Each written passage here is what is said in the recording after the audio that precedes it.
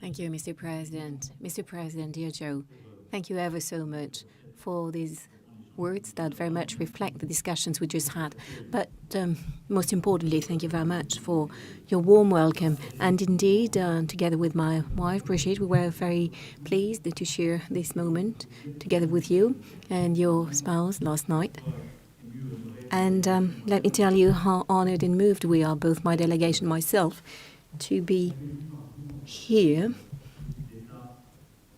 invited by you on the occasion of this first state visit by your administration. And regarding this relationship, we said it this morning, and you just said it again, this heritage is based on life sacrifice, on so much. And I would like to say that over centuries, every time there was something vital at stake, we were there, one for the other, without any doubt, without any hesitation. And this is very much what should structure the rest of it. It is this spirit that is prevailing in the current circumstances since last February. And I did not repeat what President Biden perfectly described.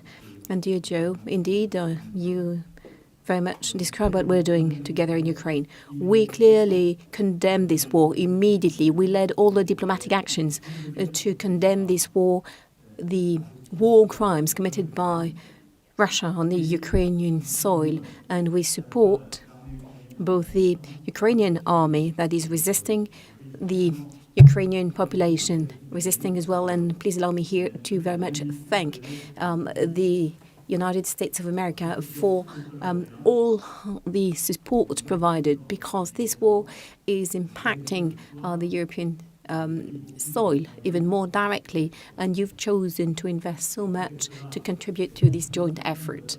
In this context, our discussion this morning was an opportunity to confirm the initiatives we will be taking once again in the coming weeks and months to keep supporting, to strengthen our support to the Ukrainian troops and to enable them to resist. We also agreed to continue to work together to support the Ukrainian people, to help them resist, because we can very well see today that the Russian war effort is very much targeting the civilian infrastructure, bringing even more violence to try and make the Ukrainian people desperate and make it impossible for them to survive this winter. This is the reason why we decided to organize on the 13th of December a conference to support Ukraine, and very much would like to thank you for the close cooperation in preparing for that event.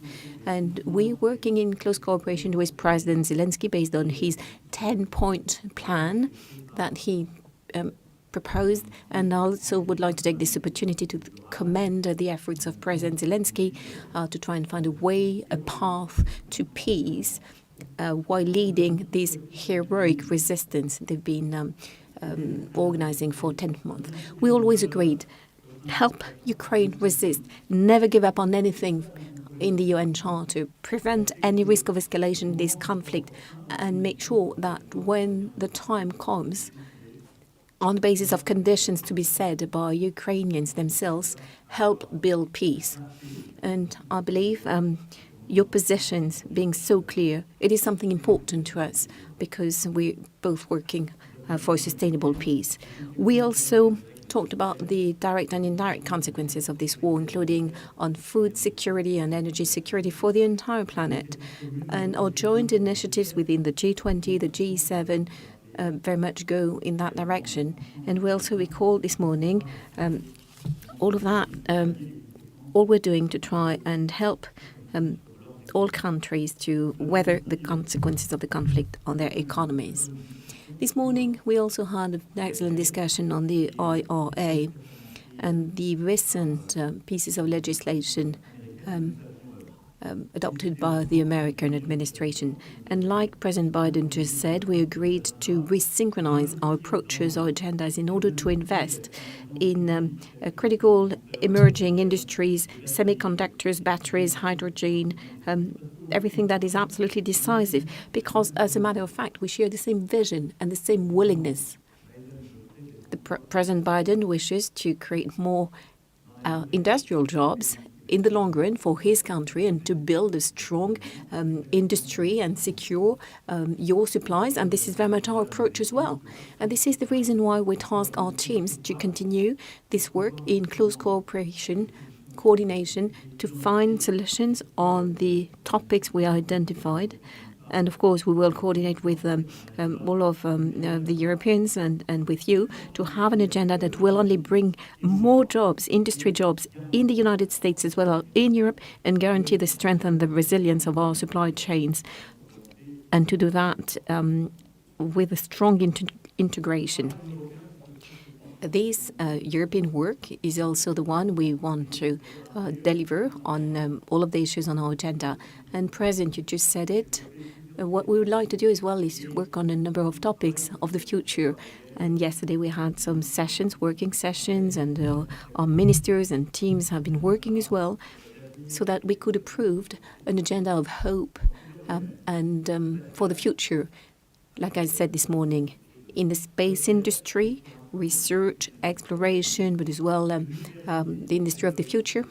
Civil nuclear industry, here again with some common research projects, in particular on the most advanced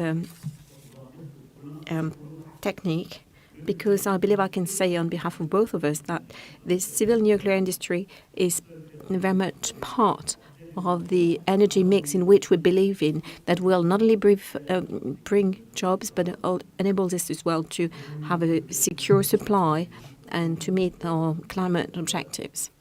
We also talked about the quantum issues with a number of stakeholders, innovation, and here as well our delegations are here to illustrate the work that is taking place so that we can deliver on that common agenda. Lastly, we also have all of our commitments on the major international challenges, which are very much, I would say, feeding our relationship as well. And I can only tell you once again how pleased we were with your choices that very much match your history and your campaign commitments.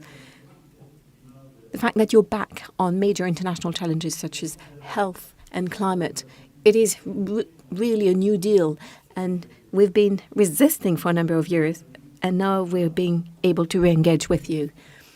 And on this day of World AIDS Day as well, we are very much continuing to work to deliver by 2030. And I would like to say how much has been achieved by both our countries, which are major contributors to the Global Fund to deal with, of course, eradicate AIDS, but also malaria and a number of other diseases for the benefit of the most fragile populations.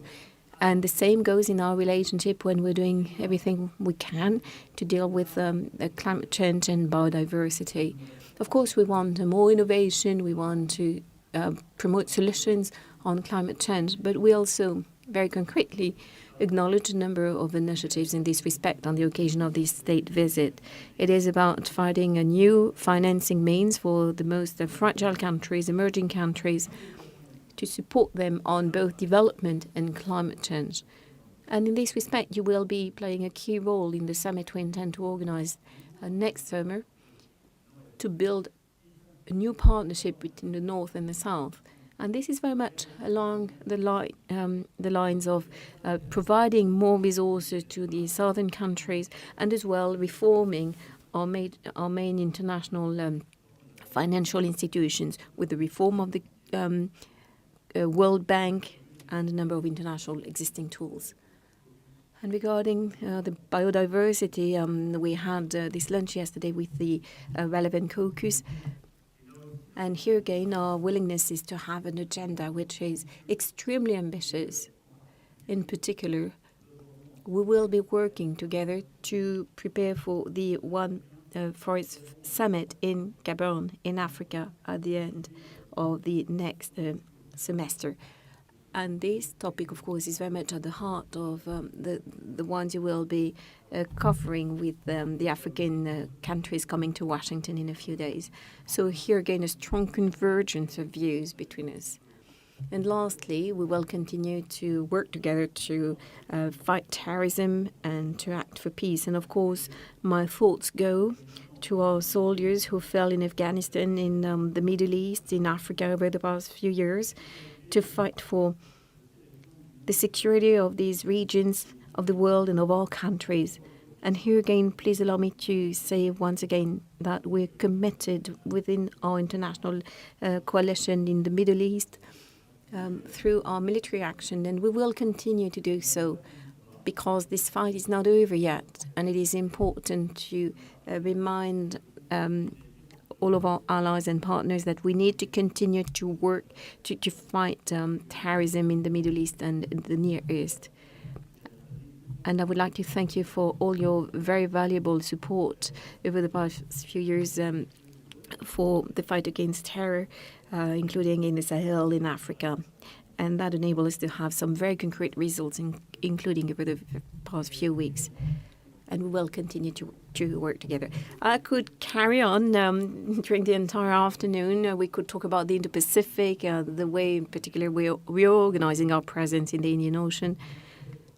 To put things right, dear Joe, you elegantly thanked France for the role we played in the historical agreement between Israel and Lebanon.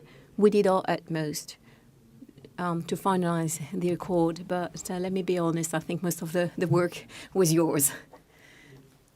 So I think it was a work of the utmost importance, and Lebanon is so dear to us, and they needed this accord in the context of everything that is still on the agenda for Lebanon in the coming weeks and months. Ladies and gentlemen, I very much meant to thank President Biden, because what he said, I can say it as well. You're not just a leader with whom we share many values, many battles. You're someone with whom we are having some very frank and respectful discussions on any topic. And you also became a friend. And so thank you ever so much for this warm welcome and for the importance of being able to spend some time together now. So important for our joint future. Thank you. Well, thank you.